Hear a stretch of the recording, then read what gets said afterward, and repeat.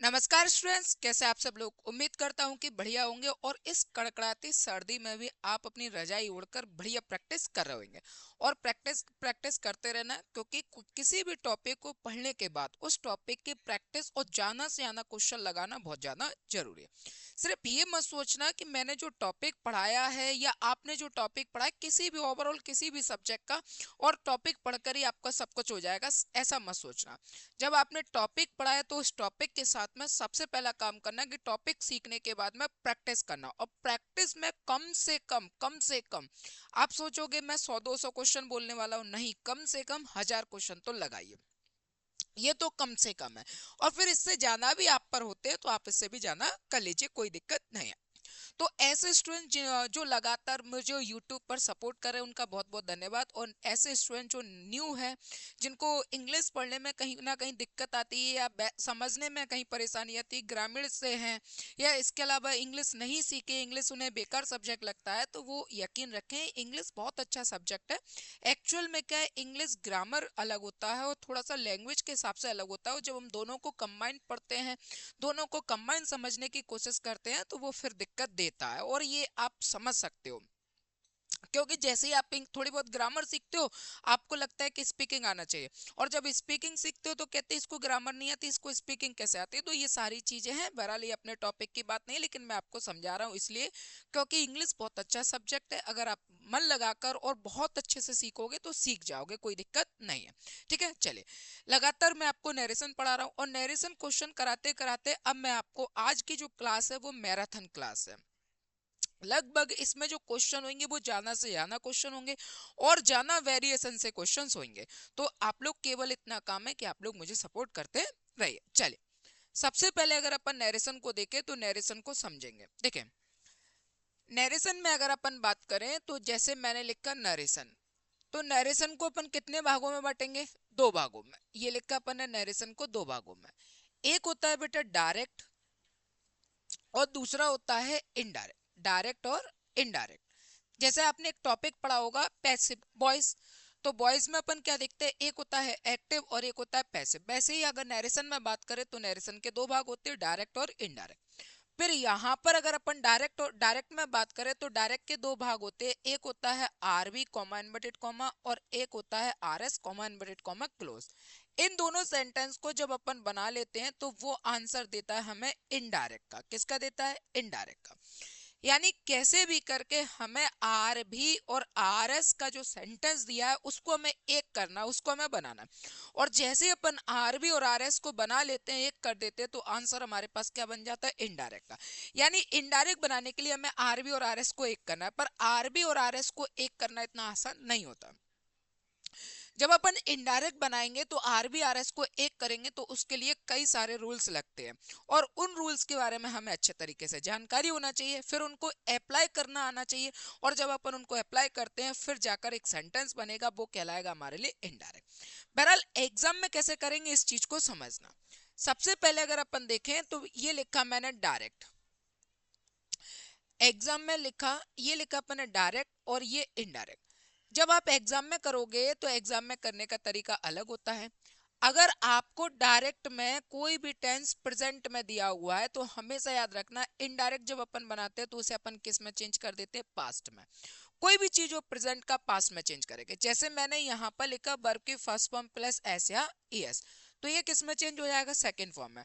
Verb की first form जैसे मैंने आपसे कहा, यहाँ लिखा मैंने प्ले, तो ये किस में चेंज हो जाएगा बेटा? प्लेड में। ये लिखा अपन ने प्लेड। इसके अलावा अगर अपन ने यहाँ पर लिखा इज एम आर, तो इज एम आर का यहाँ पर क्या हो जाएगा? Was were. अगर मैंने यहाँ पर लिखा हैज और ये लिखा है, तो हैज और हैव का पास्ट क्या हो जाएगा बेटा? हैड। अगर यहाँ पर लिखा मैंने बिल, तो बिल का यहाँ पर पास्ट क्या करोगे आप? वुड। वैसे ही मैंने अगर कैन लिखा तो कैन का पास्ट क्या हो जाएगा? कुड। अगर मैंने यहाँ पर लिखा मे, तो मे का आप क्या लिखोगे? माइट। मे का क्या लिख दोगे? माइट। यानी कोई भी हेल्पिंग वर्ब अगर आपको प्रेजेंट में मिल रही है, मेन वर्ब या हेल्पिंग वर्ब प्रेजेंट में मिल रही है, तो आप इसको किस में ले जाओगे? पास्ट में ले जाओगे। इसके बाद अगर अपन आगे बात करें तो सेकंड है। सेकंड की अगर अपन बात करें तो ये होते हैं टाइम्स ऑफ एडवर्ब। ये क्या होते हैं? Times of adverb. ठीक है। अब ये क्या होते हैं? जैसे आपको लिखा मिला टुडे, तो टुडे का आप क्या लिखोगे, दैट डे। टुडे का ये हो गया दैट डे। यानी डायरेक्ट में अगर आप देखोगे तो आपको टुडे लिखा मिलेगा, तो इनडायरेक्ट में आप इसको किस में चेंज करोगे, दैट डे में। फिर यहाँ पर जैसे आपको लिखा मिला टुमारो, तो टुमारो का क्या करोगे, the next day, the next day, या आप लिखोगे द फॉलोइंग डे। ठीक है, या तो आप लिखोगे द नेक्स्ट डे या आप क्या लिखोगे, द फॉलोइंग डे। इसके अलावा जैसे यहाँ पर लिखा हो दिस, तो दिस का क्या लिखोगे बेटा, दैट। फिर यहाँ पर अपन ने कहा दीज हो, तो दीज का क्या लिखोगे, दोज। अगर यहाँ पर लिखा हेयर, तो हेयर का यहाँ पर क्या लिखोगे, देयर। ये रहता है। यानी किसी कोई भी टेंस कोई भी वर्ड अगर आपको प्रेजेंट में दिया है तो आप इसको क्या करोगे, पास्ट में चेंज करोगे। किस में करोगे, पास्ट में चेंज करोगे। ठीक है,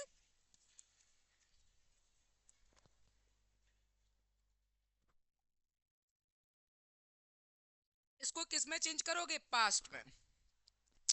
अब यहां पर जैसे मैंने आपसे कहा कि करना कैसे, देखो कोई क्वेश्चन अपने आप में 100% है, तो 100% में से 70% जो क्वेश्चन है ना, वो हेल्पिंग वर्ब या अपन कहेंगे times of adverbs, times of adverbs, इसी पर ही कंप्लीट हो जाएगा।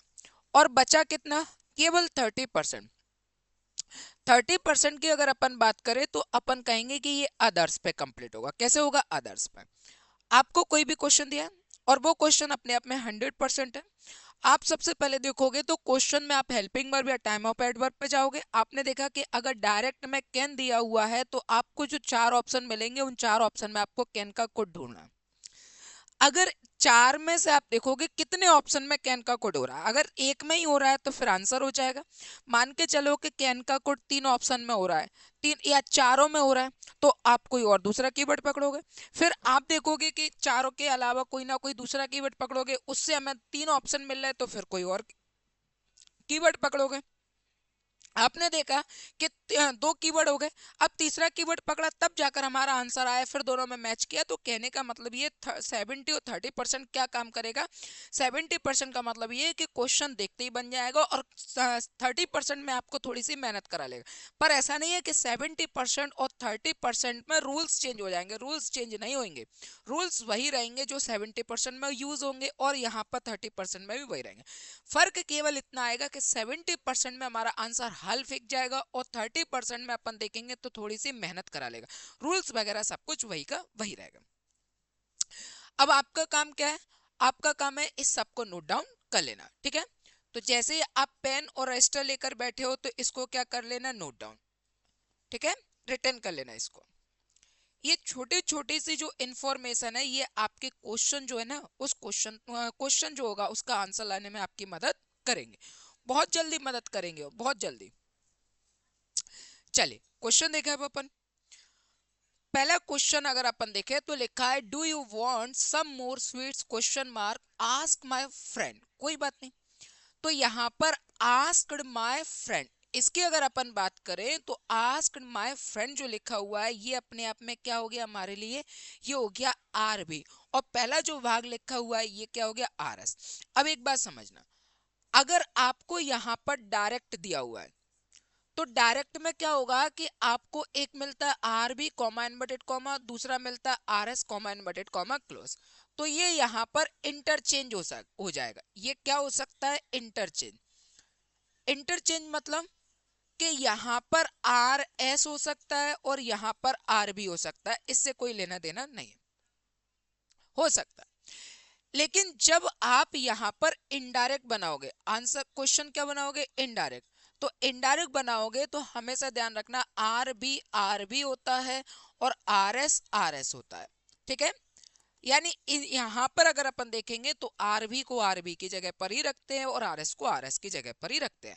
और डायरेक्ट अगर होगा तो डायरेक्ट में इंटरचेंज हो सकता है, कोई दिक्कत नहीं है। लेकिन इनडायरेक्ट में आप आरबी को आरबी की जगह लिखोगे और आरएस को आरएस की जगह पर ही लिखोगे। ठीक है, चलो अब इसके बाद अगर अपन देखें यहाँ पर तो क्वेश्चन को बनाएंगे।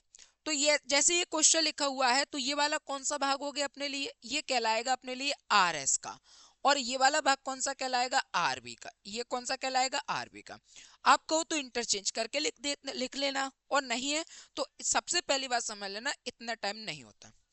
अगर आपको लगता है कि एग्जाम निकालना है, फर्स्ट ऑफ थिंग समझना बेटा, अगर आपको टीचर बनना है तो किसी भी सब्जेक्ट के साथ में आप कभी भी सिलेक्शन नहीं ले पाओगे, क्योंकि आपको ओवर कॉन्फिडेंस आएगा, आपको लगेगा कि मुझे सब कुछ आता है और मैं सब कुछ करने की कोशिश करूंगा। और एक तरीका ये होता है कि यार मुझे आता है, इसको दिखाने का टैलेंट मुझे और भी अलग तरीके से मिल सकता है, और भी प्लेटफॉर्म पर मिल सकता है, मैं आगे चल के दिखा लूंगा। अभी मैं एग्जाम देने आया हूँ, तो एग्जाम में मुझे ये देखना है कि मैं अपने क्वेश्चन का जो आंसर है वो कैसे लेके आऊं, हल्की हल। एक ये तरीका होता है, और एक ये होता है कि नहीं, मैं टैलेंट को यही दिखाना चाहता हूँ, जिससे क्या है, मैं दिखा सकूं कि देखो पूरे के पूरे एग्जाम सेंटर में सबसे ज्यादा इंग्लिश मुझे आती है। तो ये जो थिंकिंग है, टीचर बनने की जो थिंकिंग है, जो बच्चा सीख जाता है, पढ़ लेता है अच्छे तरीके से, उसको किसी भी सब्जेक्ट पे कमांड अच्छी हो जाती है, उसके टॉपिक्स पे बहुत कमांड अच्छी हो जाती है, या उसको लगता है कि मैं बिल्कुल करीब हुआ सिलेक्शन के, या उसको लगता है कि मैं पिछली बार थोड़े बहुत कम मार्क्स से रह गया हूं, तो उसके अंदर इतना ओवर कॉन्फिडेंस आ जाता है कि उसको लगने लगता है कि अब तो मेरे हाथ में है सिलेक्शन। और पता चलता है कि इसी देखते देखते फिर नहीं हो पाता। वास्तव में जिसको लगता है मेरा सिलेक्शन है, वो बिल्कुल शांत रहता है और चीजों को और बेहतर समझता है, वो दूसरों को नहीं समझाता। वो ये नहीं कहता कि देखो ये सारी चीज है, वो ये कहता है कि देख मैं क्या समझ सकता हूँ, खुद में सेल्फ रिलायंस करता है वो। तो यहाँ पर चीजों को समझना, देखो समझना, अपने आप को टीचर बनाने की कोशिश मत करना। आप ये समझना कि मैं क्वेश्चन को कितनी जल्दी कर सकता हूँ, ठीक है। टीचर जिन्हें है उनको बना रहने दो, कोई दिक्कत नहीं। जैसे मैं टीचर हूँ तो मैं आपको पढ़ा रहा हूँ ना, बहुत है। आप जब एग्जाम सेंटर पर जाओ और अगर क्वेश्चन मिलता है तो आप ये मत समझना कि मैं टीचर बन जाऊं, नहीं, आप स्टूडेंट हो, स्टूडेंट ही रहना, आपको सिलेक्शन लेना, आप सिलेक्शन ही रहना। अगर ये क्वेश्चन मैं आपको पढ़ा रहा हूं तो मैं एज अ टीचर आपको पूरा गाइडेंस कर रहा हूँ, पूरी चीजें बताऊंगा, ये सारी चीजें बताई ये भी मैं बताऊंगा। लेकिन अगर सपोज दैट टीचर होने के बावजूद भी अगर यही क्वेश्चन मेरे लिए भी मेरे एग्जाम में आ जाए, और मैं एग्जाम देने के लिए बैठा हूं और मुझे ये क्वेश्चन मिल जाए, तो सबसे पहले मैं ये देखूंगा कि हटाओ यार, मेरे को टीचर, मैं टीचर हूँ, मुझे यहाँ थोड़ी बताना है।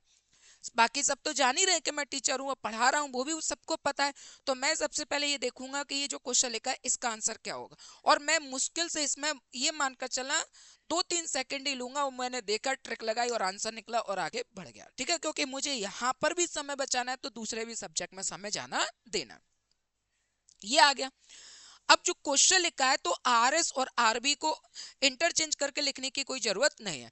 आप ये समझो कि ये आर एस है, चाहे इधर लिखा हो चाहे उधर लिखा हो, उससे कोई फर्क पड़ने वाला नहीं है। ये लिखा, डू क्या हो गया हमारे लिए, हेल्पिंग वर्ब। यू क्या है हमारे लिए, सब्जेक्ट। वांट की अगर अपन बात करें तो ये हो गया वर्ब की फर्स्ट फॉर्म।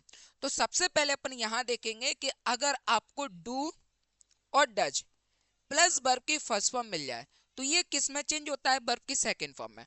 और वर्ब की सेकंड फॉर्म का मतलब पास्ट इंडेफिनिट। वर्ब की सेकंड फॉर्म का मतलब क्या हो जाएगा, पास्ट इंडेफिनिट।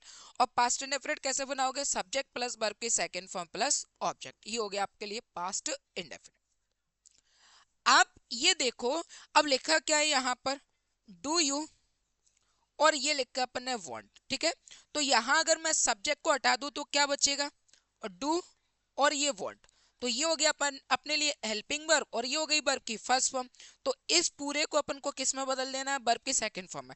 तो सेकंड फॉर्म में बदलोगे तो डू तो आएगा नहीं, हेल्पिंग वर्ब, केवल वर्ब को अपन सेकंड फॉर्म में बदल देंगे तो क्या हो जाएगा, वांटेड। आप देखो कहाँ है ऐसा, कौन से ऑप्शन में। तो यहां पर गए, वांट लिखा है वर्ब की फर्स्ट फॉर्म, वांटेड लिखा है वर्ब की सेकंड फॉर्म, यहाँ पर वांटेड लिखा है वर्ब की सेकंड फॉर्म, और यहाँ पर भी क्या लिखा हुआ है, वांटेड वर्ब की सेकंड फॉर्म। तो यहाँ से ये हट गया। अब तीन ऑप्शन बचे। तीन ऑप्शन में अगर अपन बात करेंगे तो यहाँ पर क्या लगा है, क्वेश्चन मार्क। सेंटेंस क्या हो गया, इंटेरोगेटिव। तो इंटेरोगेटिव में यहाँ पर क्या लिखा है, आस्क। तो आस्क्ड का सेट नहीं होगा, तो ये हट गया। अब ये दोनों बचेंगे। दोनों बचेंगे तो दोनों में देखेंगे, यहाँ लिखा वेदर और यहाँ पर लिखा हुआ दैट। इंटेरोगेटिव में कॉमा इनवर्टेड कॉमा की जगह ये लिखा अपन है इंट्रोगेटिव, इंट्रोगेटिव, ठीक है। तो इंट्रोगेटिव में कॉमा इनवर्टेड कॉमा की जगह अपन किसका प्रयोग करते हैं, इफ या वेदर का। किसका प्रयोग करेंगे, इफ या वेदर का। तो दैट नहीं आता है तो ये हट गया, आंसर हो गया हमारे पास थर्ड वाला। आंसर कौन सा हो गया? थर्ड वाला। तो जब अपन नरेशन करें और नरेशन चेंज करने के लिए अपने पास कई सारे कीवर्ड होते हैं, तो उसमें से आप किसी भी कीवर्ड्स के हिसाब से चल सकते हो। ऐसा नहीं कि आपको जो कीवर्ड जहां से पकड़ में आप उसके हिसाब से चल सकते हो। मान के चलिए कि किसी की कोई स्टूडेंट्स है, उसकी नजर ये चली जाती कि सर क्वेश्चन जो है ना यहाँ पर इफ और वेदर और दैट है, तो यहाँ पर दैट नहीं आएगा क्योंकि इंटरोगेटिव सेंटेंस, तो कैसे भी कर सकते हो। आपको कोई भी कीवर्ड चाहिए, आप उस कीवर्ड के हिसाब से भी आंसर को ला सकते हो। बेस्ट यही रहेगा कि जाना कीवर्ड पकड़ने से बेस्ट रहेगा कि आप उस कीवर्ड्स को पकड़ो जिन जो इंपॉर्टेंट हो, जिससे आपको कंफ्यूज ना हो। क्योंकि अगर कॉमा इनवर्टेड कॉमा पकड़ोगे तो इंटरोगेटिव में भी दो होते हैं। फर्स्ट इंटरोगेटिव होगा तो कॉमा इनवर्टेड कॉमा की जगह इफ या वेदर लगेगा, और डबल इंटरोगेटिव होगा तो जो डब्ल्यू एच वर्ड होता है वही की वही आ जाता है। तो इसलिए क्या उस ऐसे कीवर्ड्स को अवॉइड कर जाते हैं, वो पकड़ो जो आपके लिए इंपॉर्टेंट हो जाते हैं। जैसे helping verb, main verb, times of Edward, today, that day, इनको चेंज करो तो ये सारी चीजें आपको आ जाएंगी। क्लियर हुआ? चलो इसके बाद देखते हैं अगला question. I have seen the film before Sunita और सेज लिखा हुआ है।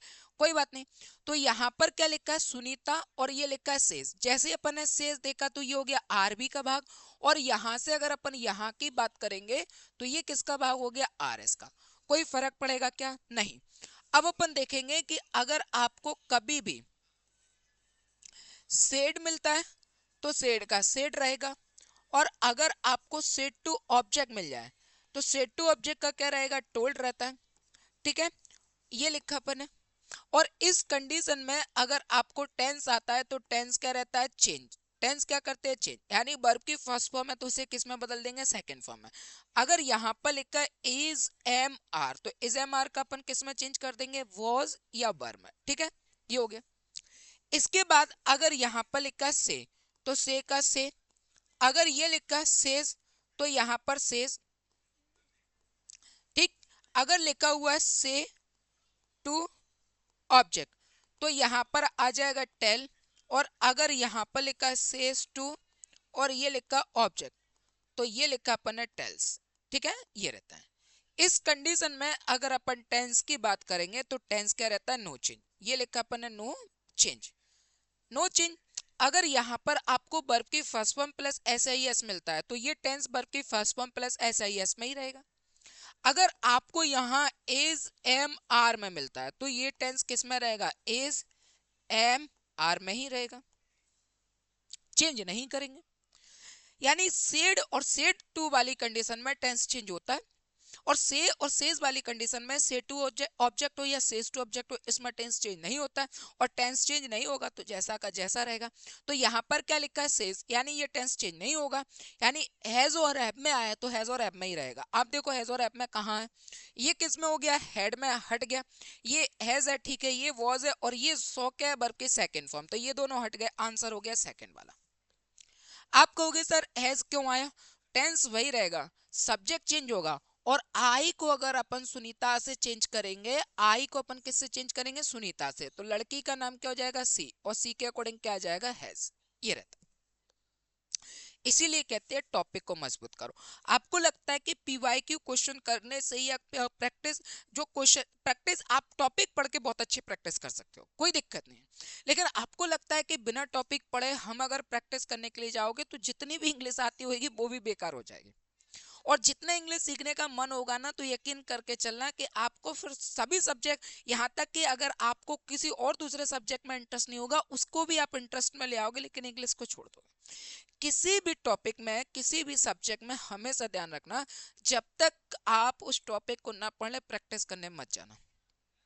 और अगर बिना सीखे हुए उसको प्रैक्टिस करने के लिए जाते हो तो जितनी चीजें होती हैं उतना, मतलब जितना भी आपको आता है या नहीं आता वो मुसीबत और बढ़ा लेते हो। ठीक है, तो मुसीबत जब बढ़ा लेते हो फिर आपको लगता है कि नहीं यार ये टॉपिक ही बेकार है, ये मुझे नहीं आएगा। तो पहले सीख लो।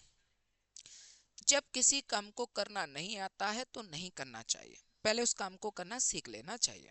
ठीक है, तो जी का काम ऊ को साजे, नहीं तो फिर ठेंगा बाजे, तो फिर दिक्कत आएगी। तो जो सब्जेक्ट आप सीखने के, जो टॉपिक आप कर रहे हो बिना सीखे हुआ उसकी प्रैक्टिस कर रहे हो, तो वो क्वेश्चन आपको इतना उलझा देंगे, इतना ज्यादा उलझा देंगे कि आपको लगेगा छोड़ो यार, पहले से ही बेकार थी और ये और बेकार। चाहे वो मैथ हो, रीजनिंग हो, जीएस हो, या इसके अलावा आपके इंग्लिश हो, कोई भी सब्जेक्ट हो। एक जीएस भी अगर अपन बात करें तो जिस टॉपिक में जिस चीज में आपको इंटरेस्ट नहीं है उस चीज में आप उस टॉपिक को आप रट नहीं सकते हो। अगर आपको लगता है कि आजकल के अंधभक्तों की तरह आपको लगता है कि मुगल काल से हमें नफरत हो, मुगल काल नहीं पढ़ेंगे, तो आप अपने सिलेक्शन तक नहीं पहुंच पाओगे। अगर आपको लगता है कि हम आज के हिसाब के अंधभक्त बन जाएं और फिर आपको लगता है कि औरंगजेब नहीं पढ़ेंगे, औरंगजेब से हमें नफरत है, हम बुद्धिज्म नहीं पढ़ेंगे, हम जैनिज्म नहीं पढ़ेंगे, हम ये नहीं करेंगे, वो नहीं करेंगे, तो आप कुछ नहीं कर पाओगे। आप जो चीज जिस प्रकार के अंधभक्त बने हुए उससे भी और नीचे जाकर गिर जाओगे और बुरे अंधभक्त बन जाओगे। इससे और कुछ नहीं मिलना आपको। तो चीजों को समझो, जिनके लिए आप जो भी चीजें उठा रहे हो अपने हाथ में, जिन हथियारों को आप उठा रहे हो, जिन चीजों को आप कर रहे हो, उन्हीं के लड़के अगर उनके लड़के अगर इस चीज में आने लगे तो सबसे पहले ध्यान रखना कि मैं भी खड़ा हूंगा, आप भी खड़े होना। मैं अक्सर भी कहता हूँ मैं अक्सर भी कहता हूँ और बार बार कहता हूँ, अपनी ऑफलाइन की क्लास में भी यही बात मैं बच्चों को भी समझाता हूँ, ये काम करना बंद कर दो। जिस दिन किसी भी नेता का लड़का किसी भी उग्र तरीके के आंदोलन में अगर सबसे पहले अगुवाई करेगा तो वहां पर नवल सर खड़े हुए होंगे, मैं खड़ा दिखाई दूंगा, मैं समर्थन दूंगा, साथ भी दूंगा, मैं खुद भी जाऊंगा।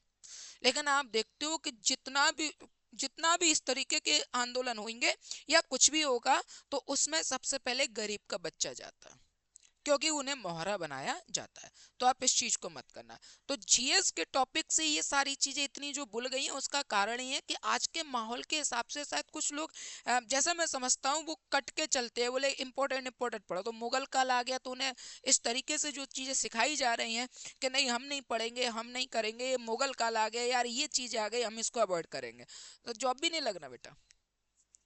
ध्यान रखना, जॉब भी लगने वाली नहीं है। आपको लगता है कि महात्मा गांधी नहीं पढ़ेंगे, जॉब नहीं लगेगी। आप महात्मा गांधी जी का कुछ नहीं बिगड़ेगा, वो अपनी जगह पर ठीक है। जो लोगों को लगता है डॉक्टर बी आर अम्बेडकर हम नहीं पढ़ेंगे, उनसे हमें नफरत है, उनका कुछ नहीं बिगड़ेगा, उनका कुछ नहीं बिगड़ेगा। आसमान का कोई कुछ नहीं बिगाड़ सकता।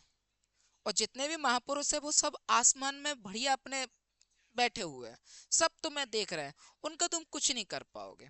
और उनका कुछ नहीं कर पाओगे, लेकिन ये पक्का है कि उनकी वजह से तुम्हारा कुछ अच्छा जरूर हो जाएगा। और तुम्हारा अच्छा करने के लिए चुपचाप से, शांति से और पढ़ो भी, और थोड़ा पढ़ लिख जाओ तो पढ़ लिखने के हिसाब से अपनी सोच भी बदल लेना, अच्छा रहेगा। ठीक है, तो यहाँ पर ये आंसर आ गया कि नहीं आ गया? किसी भी टॉपिक को पढ़ो, बड़े इंटरेस्ट के साथ पढ़ो। इंटरेस्ट लोगे तो आपको वो टॉपिक अच्छा लगेगा, इंटरेस्ट नहीं लोगे तो वो आपको टॉपिक अच्छा नहीं लगेगा, चाहे वो किसी में भी हो। She said to the girl did you do this, कोई बात नहीं, ये लिखा है डिड। डिड क्या है हमारे लिए? Helping verb. यू क्या हो गया हमारे लिए? सब्जेक्ट। और डू क्या है? वर्ब की फर्स्ट फॉर्म। और दिस हो गया यहाँ पर। तो सबसे पहले अगर मैं कहूं कि दिस का दैट होता है, दिस का दैट से उठा लो, कहाँ है? वो तेरी चारों में है,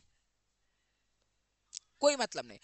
अब आ जाओ, ये लिखा अपन ने डिड, और डिड के बाद अगर अपन बात करें तो डिड हो गया वर्ब की फर्स्ट फॉर्म के साथ में। तो डिड का वर्ब की फर्स्ट फॉर्म अगर दिया हुआ है तो ये किस में चेंज हो जाएगा? हेड प्लस वर्ब की थर्ड फॉर्म में। आप देखो हेड प्लस वर्ब की थर्ड फॉर्म कहाँ है? सी डिड हट गया, सी डिड ये हट गया, और ये दोनों बचे, हेड और ये डन वर्ब की थर्ड फॉर्म, हेड और ये वर्ब की थर्ड फॉर्म, ये आ गया। अब दोनों में अगर अपन देखेंगे तो यहाँ पर इंटरोगेटिव है, इंटरोगेटिव के साथ दैट नहीं आता, ये हट गया, आंसर हो गया थर्ड वाला। देख देख हम आंसर आना चाहिए, टीचर बनने की कोशिश नहीं करना। सबसे पहले तो इस बात को समझ गए हो, अच्छे तरीके से समझ गए हो, टीचर बनने की कोशिश नहीं करना। अगला, Kiran asked me did you see the cricket match on television last night, कोई बात नहीं, यहां पर लिखा डिड, हेल्पिंग वर्ब, यू क्या हो गया बेटा हमारे लिए? सब्जेक्ट, और ये वर्ब की फर्स्ट फॉर्म। उठा लो इसको, इनको कहो इधर आओ। तो जैसे ही अपन देखेंगे कि ये लिखा डिड प्लस वर्ब की फर्स्ट फॉर्म, क्या आ गया? डिड, और ये लिखा अपन ने सी, आ गया। इन दोनों को अपन किस में चेंज कर देंगे? डिड लिखा है ना, तो इसको अपन किस में चेंज करेंगे? हेड प्लस वर्ब की थर्ड फॉर्म में। अब हेड प्लस वर्ब की थर्ड फॉर्म में चेंज करेंगे, उठा लो, हेड प्लस वर्ब की थर्ड फॉर्म कहाँ है? ये सॉ वर्ब की सेकंड फॉर्म हट गया, यहाँ पर हेड और ये सीन है, ठीक है, ये सी अकेला है, वर्ब की फर्स्ट फॉर्म है, तो ये हट गया अपना, यहाँ पर हेड और ये सीन है। यानी एक एक वर्ब से इससे अपने दो ऑप्शन हट गए, दो ऑप्शन बचे हुए हैं। अब अगर ऐसा है तो दूसरे को उठा लेते हैं। तब अपन कहाँ जाएंगे, लास्ट और ये नाइट में। तो यहाँ पर अपन जैसे ही देखेंगे कि ये लिखा है अपने पास में वर्ड लास्ट, और लास्ट के साथ में क्या जोड़ा गया, नाइट। ठीक है, तो अब दोनों को देखेंगे तो यहाँ पर अर्लियर लिखा है और यहाँ पर लास्ट है। तो दिमाग में चलना चाहिए लास्ट का लास्ट नहीं होता है, मैंने आपको बताया चेंज होगा, और चेंज होगा, इसमें चेंज नहीं है, तो पहले तो ये हट गया, आंसर हो गया हमारा ये वाला। और अगर वहां पर जाओगे तो दो चीजें होती हैं, लास्ट के लिए या तो आप प्रीवियस लगाओगे या फिर आप लिखोगे अर्लियर। तो यहां पर क्या दिया था, अर्लियर दिया था, इसलिए अभी आंसर हो गया। तो सेम का सेम रहना नहीं है, और सेम का सेम लास्ट नाइट का लास्ट नाइट अगर आप देखोगे फोर्थ वाले में हो रहा है तो आप वो हट जाएगा, तो आंसर कौन सा बन जाएगा अपना, कहाँ गया, आंसर हो जाएगा सेकंड वाला। अगर आपको लगता है कि सर अगर मैं यहां पर लास्ट नाइट से चला जाता तो कोई बात नहीं है, कर लो। लास्ट नाइट से जाओगे तो आप देखोगे यहाँ पर क्या लिखा है, लास्ट नाइट, और यहाँ पर लिखा है लास्ट नाइट। तो ये यहाँ पर ये दोनों तो हट गए, अब ये दोनों बचे। अब ये दोनों बचेंगे तो यहाँ पर देखोगे तो डिड प्लस वर्ब की फर्स्ट फॉर्म को हेड प्लस वर्ब की थर्ड फॉर्म में बदल दोगे, तो यहाँ सेकंड फॉर्म हो रहा है, यहाँ पर हेड प्लस वर्ब की थर्ड फॉर्म हो रहा है, तो ये हट जाएगा, आंसर हो जाएगा ये वाला। आप किसी भी कीवर्ड से कहीं पर भी पहुंच सकते हो, इससे कोई दिक्कत नहीं है। आप जितनी ज्यादा प्रैक्टिस करोगे उतना ज्यादा आपको कीवर्ड्स जो है वो पकड़ में आ जाएंगे। ऐसा नहीं है कि जैसे आप क्वेश्चन को लिया और क्वेश्चन में जो मैं आपको सिखा रहा हूँ आप उसी के हिसाब से चलोगे, नहीं। आप कीवर्ड अगर आपको मान के चलिए कि किसी कोई क्वेश्चन दिया और क्वेश्चन में 3 कीवर्ड है, हो सकता है किसी की नजर पहले पर पड़ जाए, वहीं किसी एक्स स्टूडेंट है उसकी नजर दूसरे कीवर्ड से पड़ जाए, वहीं कोई बाय स्टूडेंट है उसकी नजर थर्ड वाले पर पड़ जाए। तो इसमें कुछ नहीं हो सकता, ये आपको कभी नहीं सिखाया जा सकता, ये तो आप प्रैक्टिस करोगे उतना ज्यादा मजबूत करोगे, ठीक है ना, समझ रहे हो। चलो, इसके बाद अगला क्वेश्चन देखते हैं। अगला क्वेश्चन अगर अपन देखें तो अगला क्वेश्चन समझना अच्छे तरीके से। देखें, David said to Anna Mona Bill leave for, कोई बात नहीं, ये बिल है, बिल का क्या उठाओ, वुड। तो Mona will leave for her native place tomorrow. तो यहाँ पर बिल का वुड देखो कहाँ है, ये बिल है, ये हट गया। यहाँ पर लेफ्ट क्या है, वर्ब की सेकंड फॉर्म है, तो ये हट गया। वुड है और ये वुड है, दो आ गए।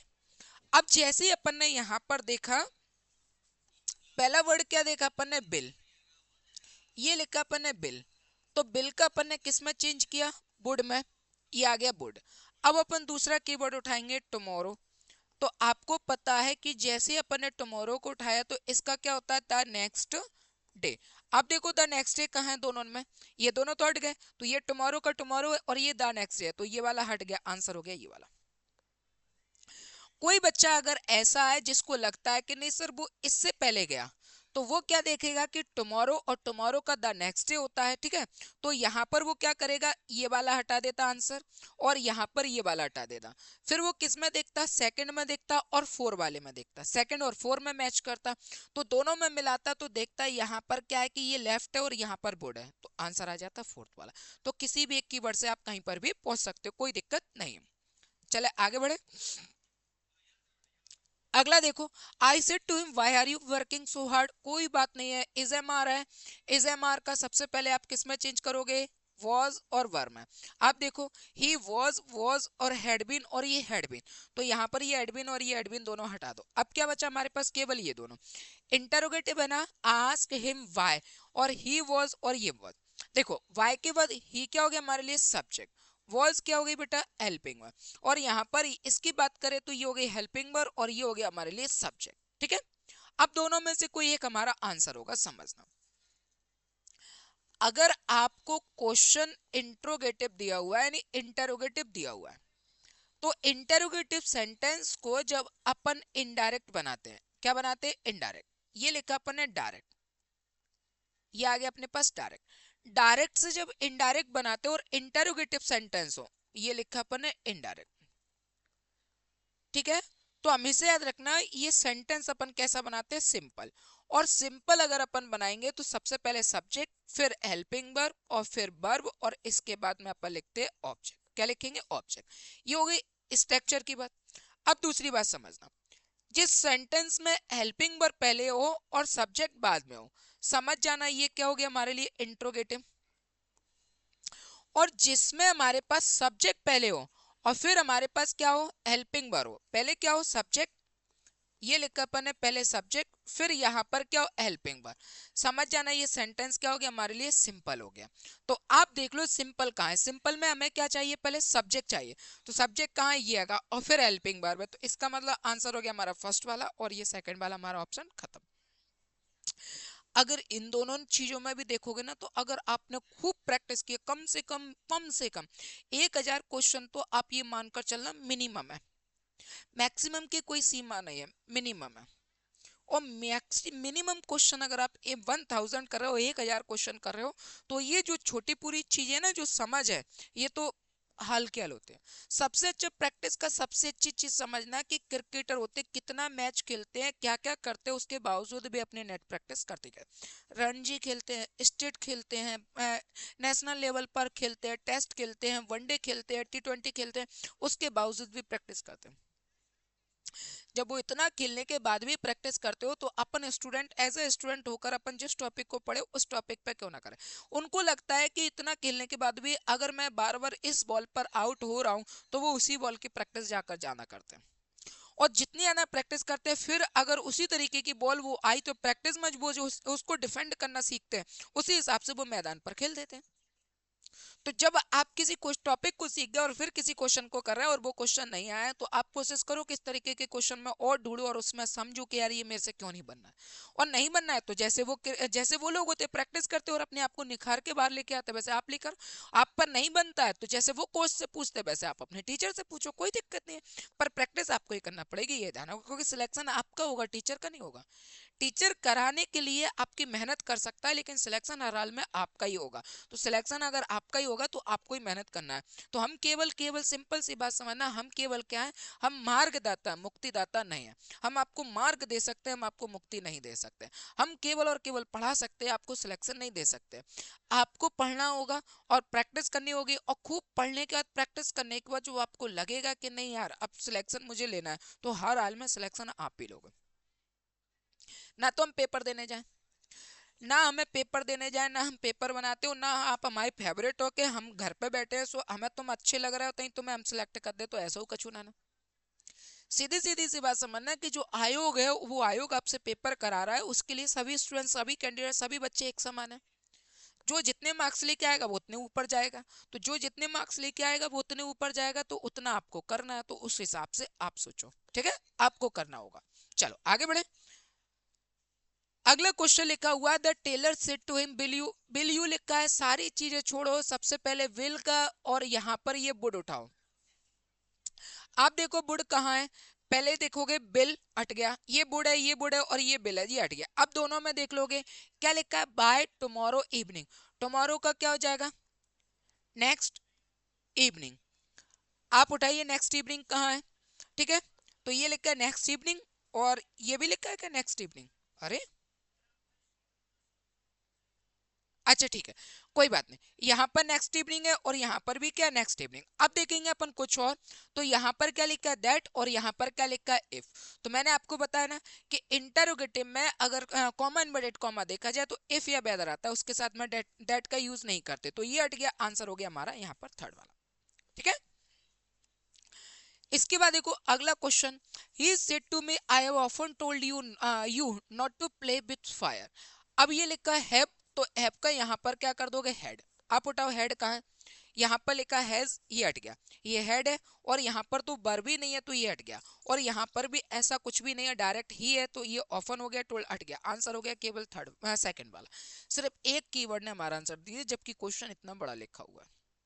समझ गए बात को। तो जितना ज्यादा प्रैक्टिस करोगे, उतना ज्यादा आपको कीवर्ड पकड़ में आएंगे, और कीवर्ड के हिसाब से ही आप आंसर को बहुत जल्दी ले आओगे।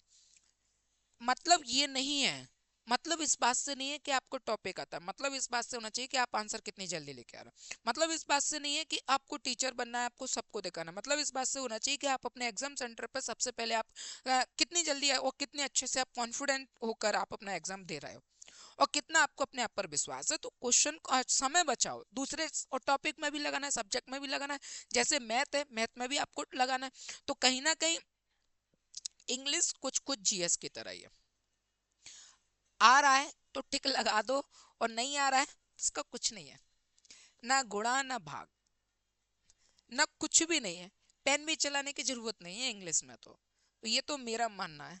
तो जीएस की तरह है, हाँ टॉपिक, जीएस और इंग्लिश में अंतर है, लेकिन टिक लगाने के मामले में देखा जाए तो बस बिल्कुल वही है, क्योंकि इस कुछ ऐसा कुछ नहीं है कि इसमें पेन उठाने की भी जरूरत पड़ जाए, कि आप पेन उठा रहे हो कि इस क्वेश्चन को पहले बना रहे हो, ऐसा भी कुछ भी जरूरत नहीं है।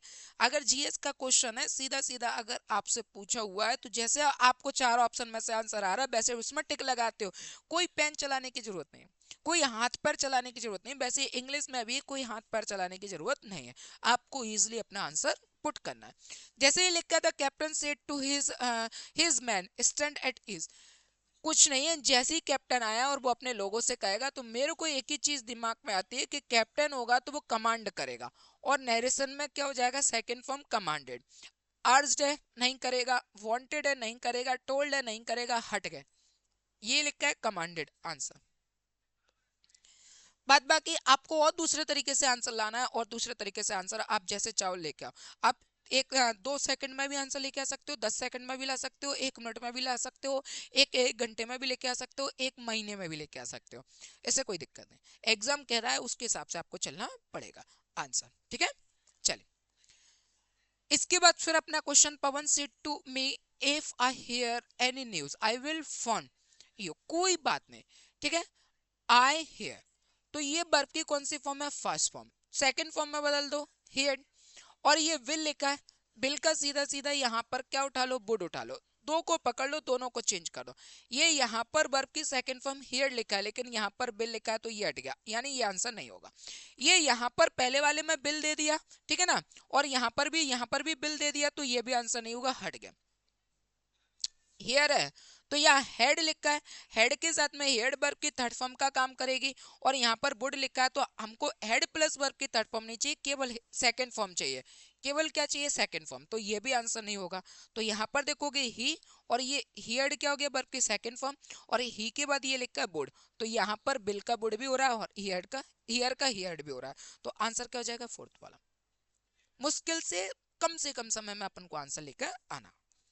अगला देखिए, देखो अगले क्वेश्चन की अगर अपन तरफ जाए, तो अगला क्वेश्चन लिखा हुआ है, समझना, Sita said to me comma inverted comma can you give me your pen, बिल्कुल ले लेना, कोई दिक्कत नहीं, पर पहले सेंटेंस सही करके दिखाओ, कैन का क्या होगा, कुड होगा, ठीक है। Sita said to me, Sita ने मुझसे कहा, can you give me your pen, क्या आप अपना पेन दोगे, हाँ बिल्कुल दूंगा, पर एक बात है सीता, पहले क्वेश्चन को सही करके बताओ। सीता ने सबसे पहले क्या उठाया, कैन, और कैन का क्या किया, कुड, आपने देखा कैन का कुड कहाँ है, तो यहाँ पर कैन है, ये हट गया, कैन है, ये हट गया, और यहाँ पर कुड है, और यहाँ पर गेव वर्ब की सेकंड फॉर्म है, तो ये हट गया, आंसर हो गया। और इसी बात पे सीता को मिलता है पेन, और सीता को पेन मिल गया, ठीक है, आंसर आ गया। अगला देखेंगे, अगर अपन अगला क्वेश्चन लिखा है, Manna ask Rohan have you sat in a trolley bus before, तो यहाँ पर जो लिखा है हैव, तो हैव का क्या उठा, हेड, अब देखो हेड कहाँ है, तो इसमें हेड है, इसमें हेड है, और यहाँ पर सेट क्या है, वर्ब की सेकंड फॉर्म, तो ये हट गया, और ये हैज है, तो ये हट गया, केवल दो बचे। अब दोनों में अपन मैच करेंगे कि क्या क्या होगा क्या नहीं होगा, तो यहाँ पर क्या है, रोहन, और ये सेंटेंस में कहा गया, हैव यू, हैव पहले ना, तो सेंटेंस हो गया इंट्रोगेटिव, इंटरोगेटिव, और अगर सेंटेंस इंटरोगेटिव हो गया तो सेंटेंस सिंपल बनेगा, पर एक तरीके से आंसर तो आ ही रहा है हमारे पास, इंटरोगेटिव है ना, तो यहाँ पर कॉमा इनवर्टेड कॉमा की जगह इफ या वेदर आता है, तो यहाँ पर तो ये कोई आरबी और आरएस को जोड़ने के लिए कोई कंजक्शन दे ही नहीं रहा, तो इसका मतलब ये हट गया, आंसर हो गया हमारे वाला फर्स्ट, सिंपल, ठीक है। चले, थोड़ी निगाह नीचे भी रखते जाना, न्यू ईयर ऑफर है, जिन बच्चों को लगता है कि सर हमें इंग्लिश सीखनी है, ये तो क्वेश्चन कराने का तरीका है, और अगर इसी को बाय टॉपिक पढ़ेंगे तो कितना मजा आने वाला है, जहां पर मैं आपको बारीक तरीके से एक एक चीज बताऊंगा, और जब मैं आपको एक एक चीज बताऊंगा तो उसमें आप बेहतर से बेहतर सीख सकते हो, फिर प्रैक्टिस पर छोड़ दिया जाए, तो आपका सिलेक्शन आपके हाथों में, आप सिलेक्शन बहुत जल्दी ले सकते हो, तो ये सारी चीजें आपको करना है। Farhan ask Gita could you lend me 100 rupees unit 100 rupees until tomorrow, अब यहाँ पर कुड तो लिखा ही है, कैन का कुड होता है, पर कुड का कुड ही रहेगा, तो अब उठा लो अपन सबसे अच्छा टुमारो, टुमारो को उठाओगे तो सबसे पहले क्या लिखोगे, द नेक्स्ट डे, ठीक है, ये लिखा अपन ने द नेक्स्ट डे, आप उठाओ द नेक्स्ट डे कहा, ये टुमारो का टुमारो ये हट गया, ये नेक्स्ट डे ये नेक्स्ट है और ये नेक्स्ट है, तीनों ऑप्शन नेक्स्ट है। फर्स्ट क्या है, आज तीनों में मिला लो, Farhan ask Geeta whether, whether और वेदर, सी सी और सी और ये सी, ठीक। और इसके बाद में कुड और कुड, फिर इसके बाद लैंड, ये भी लैंड है और यहाँ पर भी लैंड है। ये लिखा है मी किसका होता है, आई, और आई चेंज होगा रिपोर्टिंग वर्ब के सब्जेक्ट से, तो यहाँ पर मी चेंज होगा फरहान से। फरहान कौन है, ही, तो ही का ऑब्जेक्ट क्या बनेगा, हिम।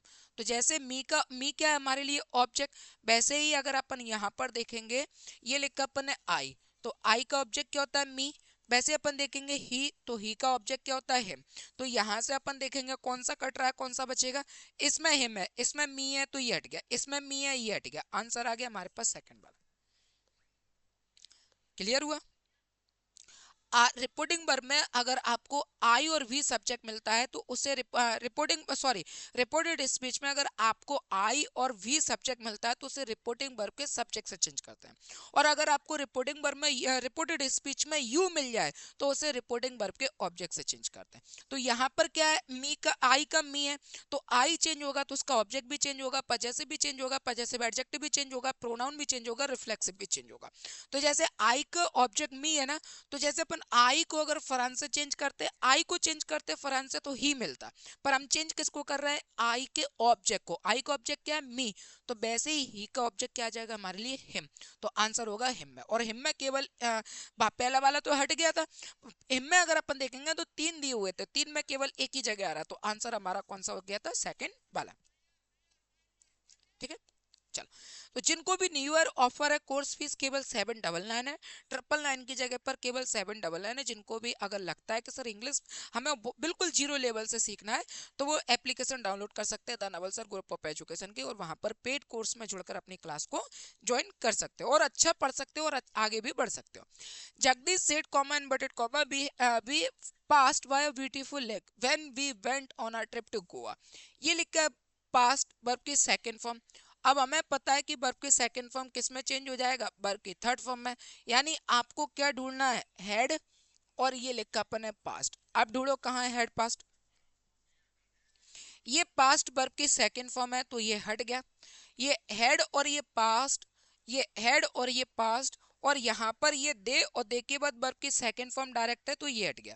हमारे पास दो ऑप्शन हट गए और केवल दो बचे, दोनों में कहीं ना कहीं मैच कर लो। Jagdish said that they had passed by a beautiful lake, ठीक है, when they went on a trip और व्हेन दे हैड। तो यहाँ पर वी क्या हो गया हमारे लिए, फिर से सब्जेक्ट, और वेंट गया वर्ब की सेकंड फॉर्म, और फिर से ये किस में चेंज हो जाएगा, थर्ड फॉर्म में, यानी हेड प्लस वर्ब की थर्ड फॉर्म। तो यहाँ पर क्या आ जाएगा, हेड, और ये हो जाएगा गॉन। अब देखो हेड गॉन कहाँ है, ये बेंट का बेंट है तो ये हट गया, आंसर हो गया हमारे पास थर्ड वाला। ये लो, यानी इसमें दो ऑप्शन, दो क्वेश्चन जो एक क्वेश्चन दिया उसमें दो टेंस जुड़े हुए थे, एक जुड़ा हुआ था आई पास्ट वी पास्ट सॉरी, एक जुड़ा हुआ था वी पास्ट और दूसरा जुड़ा हुआ था वी वेंट। दोनों को चेंज करना पड़ेगा। एक्चुअल में नरेशन में सबसे बड़ी दिक्कत यही होती है कि एक सेंटेंस में अगर 10 टाइम्स चेंज हो रहा है तो आपको 10 टाइम्स चेंज करना आना चाहिए। और 10 बार जो आप चेंज करोगे, 10 बार जो चेंज करोगे, 10 बार आपको चेंज करना पड़ेगा। और ये ध्यान रखते हुए कि चेंजेस में सही है कि गलत है, पूरे के पूरे चेंजेसमेंट को उसी फैमिली में रखेंगे जिस फैमिली में आपको चेंज पूछा जा रहा है। जैसे ऑब्जेक्ट है, अब आप ऑब्जेक्ट को किसी से भी चेंज कर रहे हो, लाकर वो आपको ऑब्जेक्ट ही देगा। अगर आप पजेसिव एडजेक्टिव को चेंज करो, किसी से भी चेंज करो, आप लाकर पजेसिव एडजेक्टिव ही दोगे। अगर आप रिफ्लेक्सिव चेंज कर रहे हो तो आप किसी से भी चेंज करो, वो लाकर आपको रिफ्लेक्सिव ही देगा। अगर आप सब्जेक्ट को चेंज कर रहे हो, वो लाकर आपको सब्जेक्ट ही देगा। तो जितनी बार चेंजेस होगा उतनी बार चेंजेस करना पड़ेगा, और चेंजेस के साथ में आपको उसके रूल्स भी पता होना चाहिए। ठीक है, चलो इसके बाद देखिए अपन अगला क्वेश्चन। अब अगर अपना क्वेश्चन देखेंगे तो he said to me I expect you to attend the function. मुझे एक्सपेक्ट है यानी मुझे पूरा भरोसा है कि आप इस फंक्शन को अटेंड करोगे। कोई बात नहीं, एक्सपेक्ट लिखा है वर्ब की फर्स्ट फॉर्म, इसको कौन से में बदल दो, सेकंड फॉर्म में, और सेकंड फॉर्म क्या हो जाएगा, एक्सपेक्टेड। आप देखो कहाँ है, हेड नहीं चाहिए, क्योंकि ये वर्ब की फर्स्ट फॉर्म है तो ये हट गया, ये एक्सपेक्टेड वर्ब की सेकंड फॉर्म है और ये एक्सपेक्टेड वर्ब की सेकंड फॉर्म है और ही के बाद ये एक्सपेक्टेड वर्ब की सेकंड फॉर्म है, यानी दोनों। टोल्ड, आप तीनों को मिला लोगे, ही टोल्ड मी दैट, और यहाँ पर ये आ रहा है ही एक्सपेक्टेड मी टू अटेंड। अब यहाँ पर क्या लिखा है, टू, और टू के बाद वर्ब की फर्स्ट फॉर्म। तो इन्फिनेटिव में हमेशा ध्यान रखना, इनफाइनाइट में हमेशा ध्यान रखना कि टू के बाद वर्ब की फर्स्ट फॉर्म आती है, ठीक है। तो ये लिखा अपन है टू गो और ये लिखा है बेंट, तो आंसर क्या आएगा, गो। अगर ये लिखा है टू और ये लिखा है प्लेट या प्लेस, तो क्या आएगा, प्ले। टू प्लस इन्फिनेटिव, यानी टू के साथ में हम हमेशा वर्ब के फर्स्ट फॉर्म का यूज करते हैं। तो यहां पर देखोगे अटेंडेड कर दिया, सेकंड फॉर्म हट गया, यहां पर हैव लिख दिया, ये हट गया। टू और टू के बाद अटेंड वर्ब के फर्स्ट फॉर्म जैसे कि जैसे, तो आंसर हो गया आपका फोर्थ वाला, ठीक है। इसीलिए प्रैक्टिस करना सीखो, कहीं ना कहीं क्वेश्चन फंसाएगा। और मैंने आपको स्टार्टिंग में क्या कहता, 70% और 30%। अभी तक आप देख रहे हो पूरे के पूरे क्वेश्चन अपने 70% में ही कंप्लीट हो रहा है, यानी 30% का कोई नामो निशान नहीं है। 30% फिर भी मैं लिख कर क्यों चलता हूँ, किसी भी क्लास को देख लेना, किसी भी वीडियो को देख लेना, फिर भी मैं 30% लेकर क्यों चलता हूँ। 30% में मैं आपको ये समझाने की कोशिश करता हूँ, जब वही क्वेश्चन चारों ऑप्शन के हिसाब से अगर बिद गया, लेंदी हो गया, क्वेश्चन में डिफिकल्टी आ गई, तो वो 30% में चला जाएगा, मेरे अकॉर्डिंग आप मान लेना। बाकी क्वेश्चन तो आपका वहीं का वहीं, पर रूल्स चेंज होने वाले नहीं है, रूल्स वही रहेंगे जो कि रूल्स लगते हैं, चाहे वो 70% में हो या 30% में हो, कोई दिक्कत रहती नहीं है, ठीक है। आगे बढ़े, देखें अगला, he said comment why didn't you send your application to me, ये लिखा है डिडंट। अब डिडंट का आपको अच्छे से पता है कि ये किस में चेंज हो जाएगा, हेडेंट, और सेंड वर्ब की थर्ड फॉर्म, ठीक है, हेडेंट प्लस वर्ब की थर्ड फॉर्म। तो यहां पर देखो I had not sent, sent क्या हो गई, वर्ब की थर्ड फॉर्म, ठीक है। डिड नॉट हट गया, हैड आई नॉट। अब देखो इंटरोगेटिव है ना, तो यहाँ पर हेड क्या हो गया हमारे लिए हेल्पिंग वर्ब और आई क्या हो गया हमारे लिए सब्जेक्ट। और सेंटेंस सिंपल बनता है, सिंपल बनेगा तो पहले क्या होगा, सब्जेक्ट, फिर क्या होगी, हेल्पिंग वर्ब। इसमें हेल्पिंग वर्ब पहले फिर सब्जेक्ट है, ये हट गया। इसमें ये डिड है, ये हट गया, तो आंसर हमारे पास पहला वाला ही बचा। और ज्यादा देखते, तो ये डिड नॉट लिखा है, ये डिड आई नॉट लिखा, तो ये हट गया। इन दोनों में मैच करते तो ये सब्जेक्ट है, ये हेल्पिंग वर्ब है, ये हेल्पिंग वर्ब है, ये सब्जेक्ट है। हमें सिंपल चाहिए, सिंपल स्ट्रक्चर ये फॉलो कर रहा है, तो आंसर हो गया। और थर्ड वाला अपना आंसर हट जाएगा, समझे। आगे बढ़े, देखो Dinesh asked common matter, are you going to the party tomorrow Eliza, कोई बात नहीं, इज एम आर है, इज एम आर को अपन किस में चेंज करेंगे, वॉज वर्ब में। आप देखो वॉज वर्ब कहाँ है, दिनेश आस्क वेदर एलिजा, ये लिखा वॉज, ठीक है, ये आर है, हट गया, ये वॉज है, और ये यहाँ पर आर यू गोइंग है, तो ये ऑप्शन आपका हट गया। अब केवल अपने पास दो बचे हैं, पहला वाला और तीसरा वाला, दोनों में मैच करेंगे। तो यहाँ पर जो एलिजा लिखा है वो इसका ऑब्जेक्ट बनेगा, यानी सेंटेंस में क्या है, दिनेश आस्क और ये लिखा एलिजा, ये था, ठीक है ना। तो यहां पर तो है ही नहीं है, तो ये हट गया, वेदर कॉमा इनवर्टेड कॉमा की जगह पर आता है, तो इसलिए ये हट जाएगा। आंसर बचा केवल हमारे पास third option, Dinesh ask Eliza comma inverted comma की जगह वेदर लिखेंगे, क्योंकि फर्स्ट इंटरोगेटिव है, पहला वाला है। हेल्पिंग वर्ब, जिसमें हेल्पिंग वर्ब पहले रहती है उसको अपन कहते हैं फर्स्ट, और जिसमें डब्ल्यू एच वर्ड आ जाता है उसको अपन कह देते हैं सेकंड। तो whether she was going to the party the next day, और टुमारो लिखा था तो टुमारो के हिसाब से भी आंसर आ जाता, कोई दिक्कत नहीं है, किसी भी कीवर्ड को पकड़ो। अगला, what did you see at the south pole, Ashok asked Anil. What did, did के साथ में वर्ब की फर्स्ट फॉर्म। अब आपको अच्छे से पता है कि जैसे आपने देखा कि डिड के साथ में वर्ब की फर्स्ट फॉर्म है, तो ये किस में चेंज हो जाएगा, हेड प्लस वर्ब की थर्ड फॉर्म में। और क्या लिखा है यहाँ पर, डिड प्लस सी, तो ये किस में चेंज हो जाएगा, हेड, और ये सीन में, ये किस में चेंज हो जाएगा, हेड सीन में। आप इसको हेड सीन में देख लो कहाँ है, सौ वर्ब की सेकंड फॉर्म में, ये हट गया। हेड और ये सीन क्या है, वर्ब की थर्ड फॉर्म में, डिड ही सी हट गया, और ये सौ वर्ब की सेकंड फॉर्म में, ये भी हट गया। आंसर हो गया हमारे पास केवल और केवल सेकंड वाला। जितना क्वेश्चन डिफिकल्ट लग रहा है, पहली बात तो उसने क्या किया कि डायरेक्ट में आरबी और आरएस होते हैं, तो आरबी और आरएस को इंटरचेंज कर दिया, इंटरचेंज करने के बाद आपको आरएस का पहले दे दिया, आरबी का बाद में दे दिया। तो कई सारे स्टूडेंट्स तो पहले क्या देखेंगे, आरबी और आरएस को ही सेट करेंगे, तो इसका कोई मतलब नहीं है। तब भी आपको आर एस ही सॉल्व करना है। जब आपको आर एस ही सॉल्व करना है तो चाहे जैसे लिख दे आप, आर एस पर D take care out. RS में आपने देखा डिड प्लस वर्ब की फर्स्ट फॉर्म है, आपको अच्छे से पता है डिड प्लस वर्ब की फर्स्ट फॉर्म किस में चेंज होगा, हेड प्लस वर्ब की थर्ड फॉर्म में। आप उसे हेड प्लस वर्ब की थर्ड फॉर्म में चेंज कर दो, आंसर। कि ऑप्शन में ये यहाँ पर 100 है, यहाँ पर डिड है और यहाँ पर 100 है, ये दो तीनों हट गए, आंसर है, केवल हेड में एक ही बचा। और दिमाग से देखो तो हेड का तो ऑप्शन एक ही था, हेड का ऑप्शन एक ही था, तो आंसर हमारा वही आना था। ठीक है, इसके बाद अगला लिखा है visitor said to them please give me a glass of water. Imperative हो गया, प्लीज लिखा है तो प्लीज की जगह पर आप किसका प्रयोग करोगे, रिक्वेस्टेड का। आप देखो कॉमन क्या कहते हैं, सेड की जगह पर रिक्वेस्टेड कहाँ है, सेड है हट गया, सेड है हट गया, ऑर्डर्ड है हट गया, रिक्वेस्टेड है आंसर, सिंपल। ठीक है, इसके बाद देखेंगे अगला क्वेश्चन, यही था ना, हाँ। अगला क्वेश्चन लिखा है the policeman told the student do not park your vehicles here. तो यहाँ पर देखेंगे अपन ऑप्शन को पकड़े, ये लिखा अपन है हेयर, हेयर का क्या होता है, देयर, हेयर, हेयर, देयर और ये हेयर, आंसर थर्ड वाला। समझ में, दिमाग की बत्ती जली, और दिमाग की बत्ती ऐसे ही जलाना है, because practice makes a man perfect. अगर आप प्रैक्टिस करोगे तो बहुत आगे जाओगे। ठीक है, हार्ड वर्क के साथ में थोड़ा सा स्मार्ट भी बनो। स्मार्ट सिर्फ क्रीम लगाकर ही मत बनो। अगर आपको लगता है कि क्रीम लगाने से स्मार्ट बनते हो तो कुछ भी नहीं होता है। आप कोशिश करो कि थोड़ा सा दिमाग से भी स्मार्ट बने।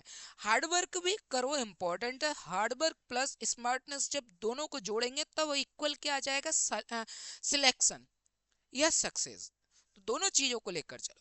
जब यही क्वेश्चन आप टीचर बन के किसी को पढ़ाना चाहते हो, आधे से ज्यादा स्टूडेंट्स को, आधे से ज्यादा क्या 90% स्टूडेंट्स को टीचर बनने की पड़े, क्योंकि जिस हिसाब से किसी भी सिलेक्शन, जिस हिसाब से वैकेंसी आती है, आप उसको यही मान के चलो वो बहुत कम परसेंट में आती है, और जितने उसमें सिलेक्ट होते हैं वो भी बहुत कम परसेंट में आते हैं।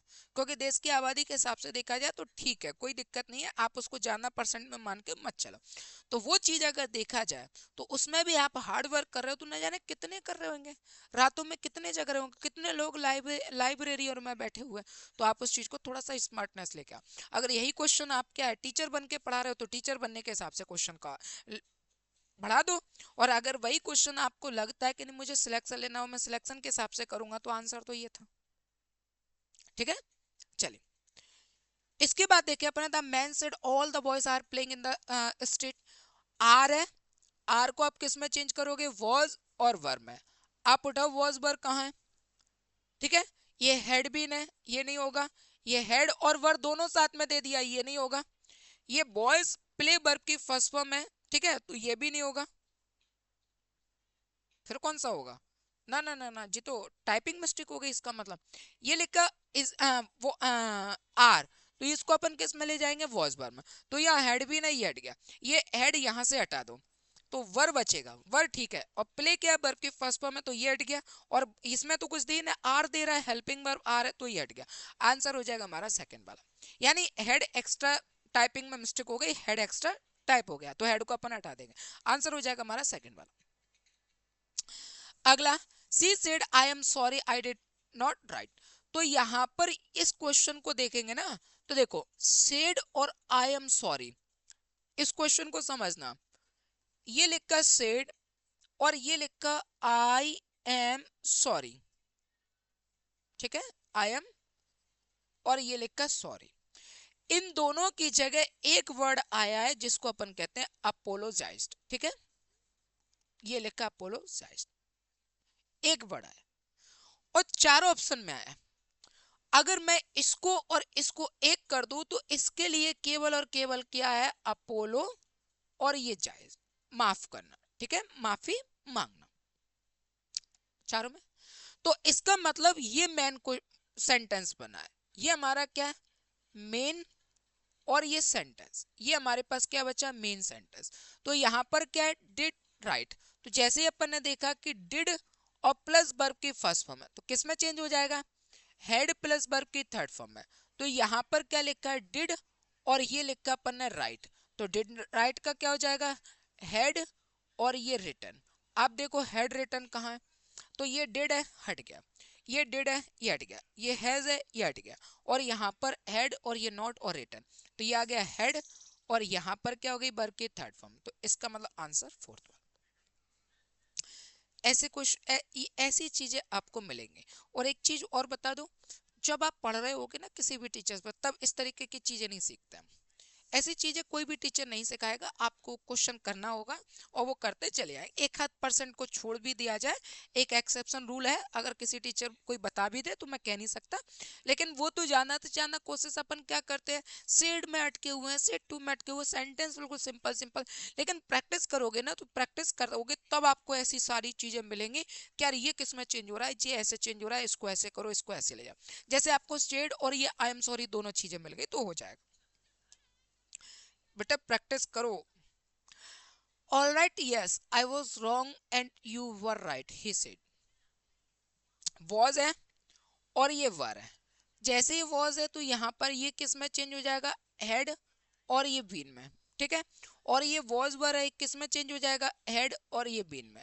उठा लो जरा, हेड बीन कहाँ है, ये हैज बीन है, ये was है, ये was है, ये हेड बीन है, और यहाँ पर ये हेड बीन है। आंसर मुश्किल से आपको पढ़ाते हुए भी देखा जाए ना तो क्वेश्चन सॉल्व करने में मुश्किल से 2 से 3 सेकंड लगे, और भी कम ही लगा होगा, आंसर हो गया। सेंटेंस देखने में डबल डबल दिया है, यहाँ पर ऑल राइट लिख के फिर कॉमा लगा रहा है, फिर यस लिख के फिर कॉमा लगा रहा है, फिर यहाँ कॉमा इनवर्टेड कॉमा क्लोज कर रहा है, ही सेड उधर लिख रहा है। कितना भी बदल रहे, रूल वही है, और रूल को पकड़े रहोगे तो आपका आंसर आ जाएगा, कोई दिक्कत नहीं है। ये तो उसके तरीके हैं। अगला, Nirmal said to us my father give me a purse yesterday, ठीक है। गेव क्या है, वर्ब की सेकंड फॉर्म, और वर्ब की सेकंड फॉर्म को आप किस में चेंज करोगे, हेड प्लस वर्ब की थर्ड फॉर्म में। आप उठा लो, हेड प्लस वर्ब की थर्ड फॉर्म का है, माय फादर, ये गिवन वर्ब की थर्ड फॉर्म है तो ये हट गया, यहाँ पर हेड और ये गिवन वर्ब की थर्ड फॉर्म है, ठीक है। ये हैज है, ये हट गया, और ये यहाँ पर हेड और ये वर्ब की थर्ड फॉर्म। अब दोनों में मैच करेंगे तो told us that his father had given him a purse the previous day और द पर्स यस्टरडे। तो यस्टरडे का क्या होता है हमको अच्छे से पता है, द प्रीवियस और ये डे आ गया। तो यहाँ पर प्रीवियस डे और यहाँ पर यस्टरडे, तो ये हट गया आंसर, और ये हो गया हमारे पास सेकंड ऑप्शन हट गया, और आंसर हो गया हमारे पास थर्ड बार। अगर आप इसको मान के चलिए कि आपको लगता है कि सर और दूसरे तरीके से जा सकते, बिल्कुल। अगर आप पहले ही यस्टरडे से उठा लेते, आप इसको पहले ही किससे ले लेते, यस्टरडे से, तो यस्टरडे से आपको अच्छे से पता है कि यस्टरडे का क्या बनता है, द प्रीवियस और ये डे। तो आप देखोगे प्रीवियस डे कहाँ कहाँ है, एक प्रीवियस डे यहाँ है और एक प्रीवियस डे यहाँ पर, यहाँ यस्टरडे यहाँ यस्टरडे, तो ये दोनों तो ऑप्शन हट गए, ये दोनों ऑप्शन आपके हट गए, हटे।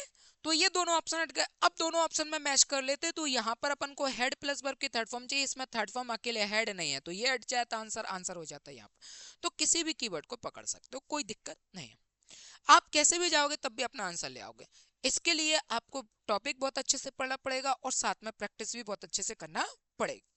अगला, Bala's mother will you lock the door, Bala, यानी ये बाला जो है वो यहाँ पर ऑब्जेक्ट बनेगा, ठीक है, कोई बात नहीं है, बनाओ या ना बनाओ। बिल का यहाँ पर क्या उठा, वुड। आप देखो विल का वुड कहाँ, ये नीड नॉट है, हट गया, ये वुड है, यहाँ पर हेड है, और यहाँ पर कुछ दिया ही नहीं है, तो आंसर हो गया हमारे पास सेकंड वाला। नहीं आया, बताओ कोई दिक्कत।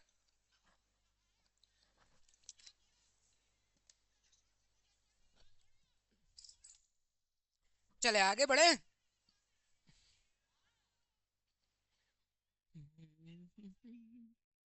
देखो, are you ready Raju, mother ask, कोई बात नहीं है।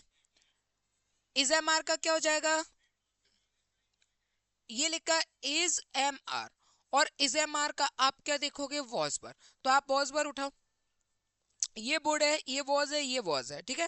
और यहाँ पर वांटेड टू नो लिखा है फ्रॉम राजू, यानी राजू से जानने की कोशिश की, इसका कोई मतलब नहीं है, भले ही वॉज लगा है पर यहाँ से ये इसकी वजह से ये ऑप्शन हट गया। दोनों ऑप्शन में देखेंगे तो यहाँ पर इंटरोगेटिव टोल्ड नहीं आएगा, ये हट गया, आंसर हो गया थर्ड वाला, आस्क। आंसर कौन सा हो गया, थर्ड वाला। आपको लगता है कि आज के हिसाब से तो यहाँ पर टोल्ड है और यहाँ पर वांटेड है, तो ये दोनों हट जाते, फिर इन दोनों में देखते तो यहाँ पर वुड है, यहाँ पर वॉज है, तो आंसर हमारा थर्ड हो जाता, ठीक है। चलो अगला question, Anna told my brother I will meet you in your class. कोई बात नहीं, बिल है तो बिल का सबसे पहले आप क्या उठाओ, बुड उठाओ। तो बिल का बुड उठाओगे, बिल, ये बुड और ये बुड और यहाँ पर ये बुड। अब तीनों में मैच करेंगे। अन्ना टोल्ड माय ब्रदर दैट, ही है, सी है और यहाँ पर सी है। तो यहाँ पर अगर अपन आई को अन्ना से बदलेंगे तो यहाँ पर अन्ना कौन है, ही। ठीक है, नहीं यार, ऐसा कुछ नहीं है। ये अन्ना जो है ना, ये अन्ना लड़का भी हो सकता है तो ही, और लड़की तो यहाँ पर सी। ठीक है, तो दोनों नाम हो सकते हैं। कोई ऐसा नाम जैसे अपन ने लिख दिया, मान के चलो सोनू। अब आपको अच्छे से पता है कि जो सोनू नाम है ये क्या है, ये लड़के के लिए भी हो सकता है और लड़की के लिए भी हो सकता है।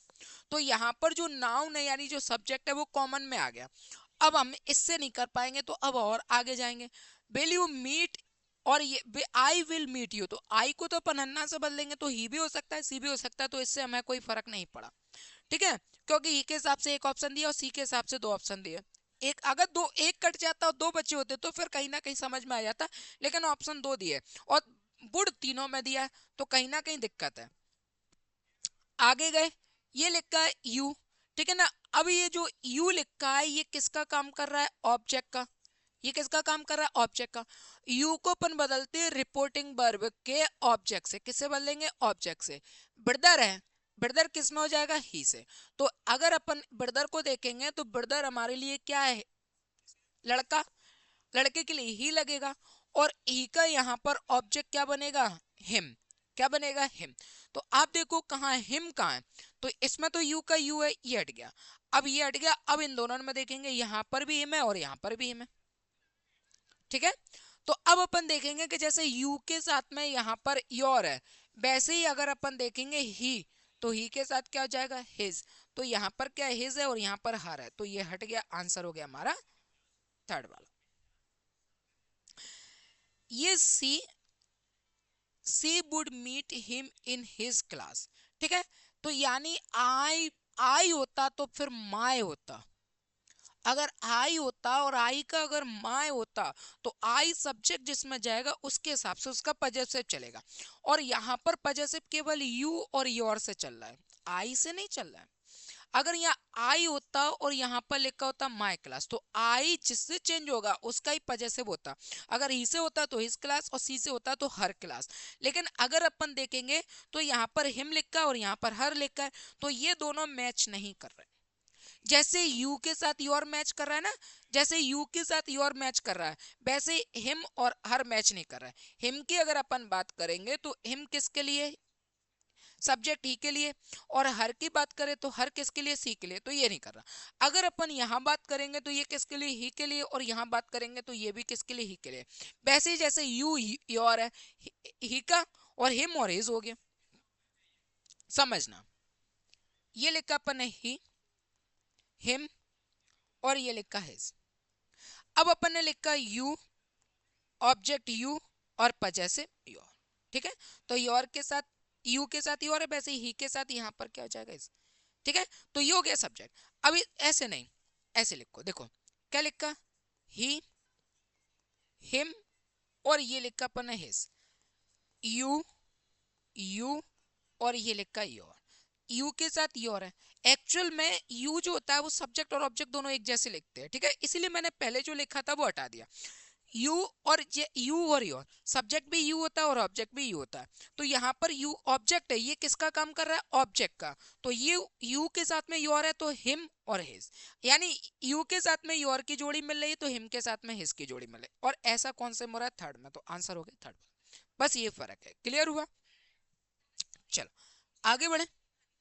अगला क्वेश्चन अगर अपन देखें तो अगला क्वेश्चन लिखा हुआ है, Naren said why are you still waiting here Vinod.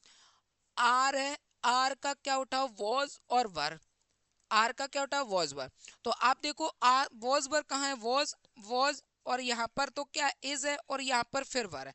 तो यहाँ पर ये हट गया, केवल एक ऑप्शन हटा, कोई बात नहीं। हेयर का उठा लो, देयर। देखो इससे हमारा कौन सा बनना है, देयर है, देयर है, और यहाँ पर हेयर है, तो ये हट गया। ऊपर के दोनों बचे, ऊपर के दोनों में देखोगे तो इंटरोगेटिव है तो व्हाट दैट नहीं आएगा, आंसर बचा केवल फर्स्ट वाला। ठीक है, तो जितना ज्यादा एलिमिनेट करते जाओगे उतना आपका आंसर आता चला जाएगा। Jack fell as he would have wished, the mother said.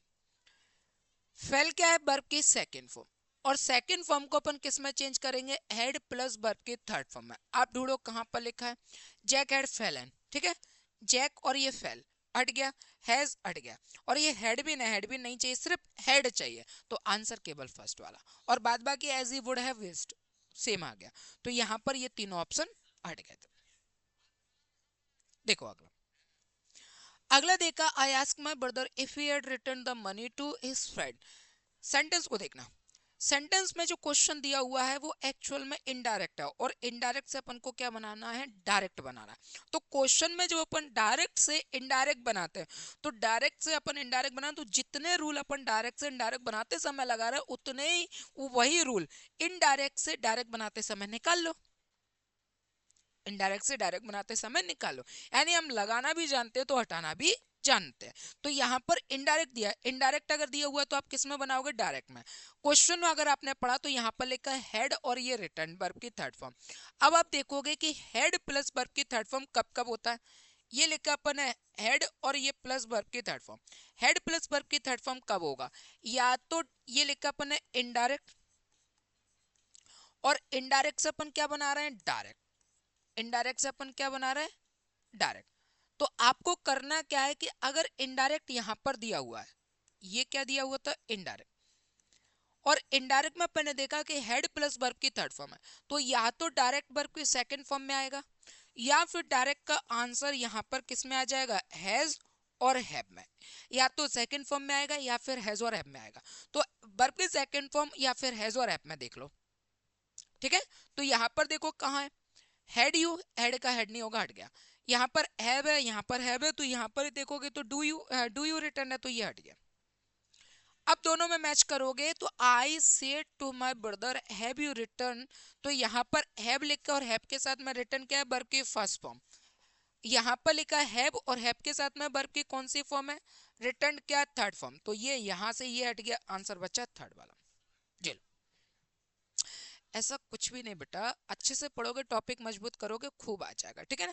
तो ऐसे स्टूडेंट जिनको लगता है कि आपने मेरा पढ़ाना देखा, ये तो सिर्फ पीवाई के क्वेश्चन और पीवाई के क्वेश्चन के सॉल्यूशन जो है वो मैंने आपको दिया। जब मैं इतने वेरिएशन से आपको इतना अच्छे तरीके से समझा सकता हूँ, क्वेश्चन करा सकता हूँ, और वो भी बिना मुझसे पढ़े हुए, डायरेक्टली, वो भी बिना नरेशन पूरी सिखाए हुए, डायरेक्ट मैं आपको क्वेश्चन सॉल्व करना सिखा रहा हूँ, तो आप सोचिए टॉपिक कितना अच्छा होगा, जहां पर अपन सभी टॉपिक्स को बहुत मजबूती से सीखेंगे, बिल्कुल जीरो लेवल से सीखेंगे, जहां पर ना मुझे कोई शंका रहेगी, ना आपको कोई कोई परेशानी होगी, यानी ना मुझे कोई दिक्कत होगी ना आपको कोई दिक्कत होगी, जहां पर मुझे लगेगा कि यार इतने से टॉपिक में अगर आधा घंटा भी चला गया तो जाने तो क्या दिक्कत है। आप वन शॉट के हिसाब से और अन्य चीजों के हिसाब से नहीं जा सकते हो, जहां पर लगता है कि यहाँ पर समय लग रहा है, आप लगाइए, खूब पढ़िए, मजबूती से पढ़िए, कम से कम आपको सिलेबस समझकर सिलेबस को समझिए। अगर एक घंटा ज्यादा जा रहा है जाने दो ना, इतना टाइम आप पर, आप अब आप कई मोटिवेशन से सुनोगे कि टाइम नहीं है, डोंट वेस्ट योर टाइम, तो अब तक क्या कर रहे थे फिर, तो जी वाली मोटिवेशन लाइन सुनने के बाद ही आपको कैस क्यों लगा कि आप ये टाइम वेस्ट कर रहे हो, अभी तक क्यों नहीं लगा। ये सब मोटिवेशन सिर्फ आग का काम कर सकती है, और आग जितनी भी लगी हो कभी ना कभी बुझ जाएगी। डिसिप्लिन में रहोगे तो वो लॉ की तरह धधकती रहेगी। तो कोशिश करो कि हम कंसिस्टेंसी पे काम करें, हम डिसिप्लिन पर वर्क करें, हम मोटिवेशन के हिसाब से नहीं जाए। मोटिवेशन गुब्बारा है, कभी ना कभी फूट जाएगा। मोटिवेशन में आप 4 दिन मिल्खा सिंह बनोगे, 5वें दिन आप अपने घर के डैश डैश डैश बन के रह जाओ।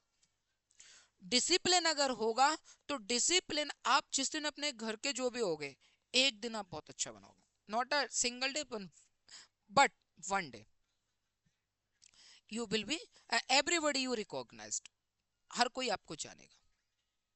तो कोशिश करो कि मैं डिसिप्लिन पर चलने की सीखो।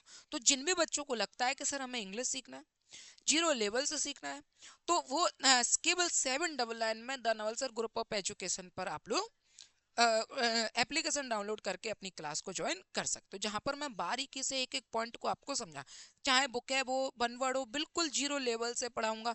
जहां पर बनवर्ड हमको याद नहीं करना, बनवर्ड है, बुकैब है एंड इडियम्स, फ्रेजल वर्ब्स है, इनको अपन को याद नहीं करना, इनको समझना। जैसे अपन टॉपिक को समझेंगे वैसे ही वर्ब वर्ब को हम वर्ब की तरीके से समझेंगे और उसको भी अपन टॉपिक की तरह क्लियर करेंगे। जहां पर मैं वर्ब को आपको समझाऊंगा, समझाऊंगे तो अगर हमने 10 वर्ब पढ़ी और 10 वर्ब पढ़कर हमने उसको समझा, तो भले ही 7 याद रह जाए, 5 रहे, मैं तो कह रहा हूँ आपको 50-50 मान लो, 10 समझाई और 5 याद रह गई तो आपका कोई बात नहीं है। एक समय ऐसा आएगा कि रोज के हिसाब से 5 याद होती जाएगी, कभी ना कभी कुछ तो याद होंगी, और रटोगे तो 10 की 10 भूलोगे। तो कोशिश करो कि हम उस चीज को भी अच्छे से समझें। फीस केवल 799 है। Application the Naval sir group of education की डाउनलोड करना है और न्यू ईयर आपके लिए ऑफर है, ठीक है। तो चलिए, आशा करता हूँ, आई होप कि साथ आपको सभी के सभी जो क्वेश्चंस मैंने आपको पढ़ाए वो बेहतर तरीके से समझ में आए होंगे। किसी भी तरीके से अगर आपको किसी भी क्वेश्चन में डाउट लगता है तो आप बेशक कमेंट कर दीजिए। जाना नहीं होगा तो मैं आपके डाउट सॉल्व करने के लिए उस क्वेश्चन पर बिल्कुल शॉर्ट वीडियो तो जरूर बना दो। मेरा काम ही क्या है, सिर्फ पढ़ाना ही है। और अगर वो डाउट आ रहा है और डाउट इतना पढ़ाने के बाद भी डाउट आ रहा है, मैं उसे सॉल्व नहीं कर पाया, तो फिर ठीक नहीं है।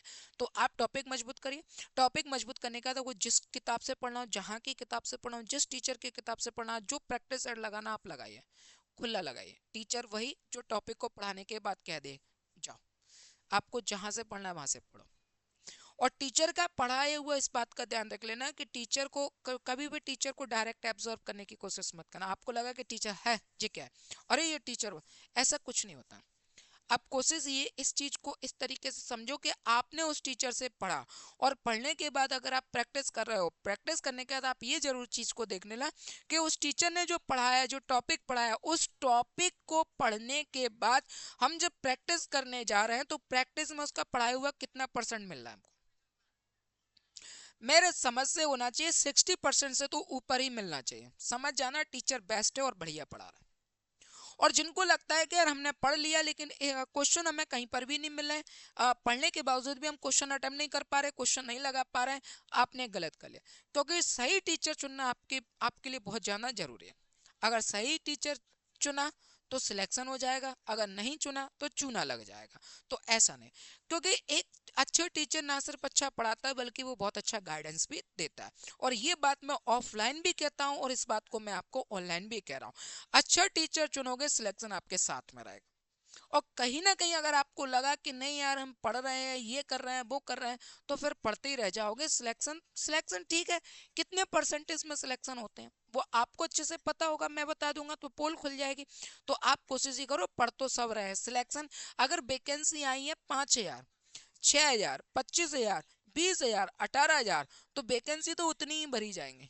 लेकिन आप देखोगे कि एक जगह आ रही है, अभी आपने देखा होगा शायद कहीं पर 189 वैकेंसी थी, सिर्फ 189,